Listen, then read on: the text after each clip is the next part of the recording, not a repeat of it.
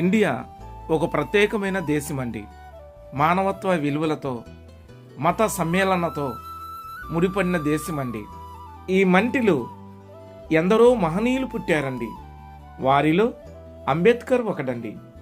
అంబేద్కరు రాజ్యాంగం రాసి మన దేశానికి ఎంతో మేలు చేశాడండి. ఏ వ్యక్తి అయినా తనకిష్టం వచ్చిన మతాన్ని సేవించవచ్చు అనే ఒక చట్టాన్ని రూపొందించాడండి. ఈనాటి కాలంలో టీనేజ్ నుండి యవనుల వరకు ఒకరిని ఒకరు చంపుకొని జీవితాలని భగ్నం చేసుకుంటున్నారండి. ఏ మతంలోనికి వెళ్ళి ఏ దేవుని సేవిస్తే ఏమవుతుంది? ఒక్క మతమే ఎందుకు ఉండాలి? 3 మతాలు ఈ దేశంలో ఉండకూడదా?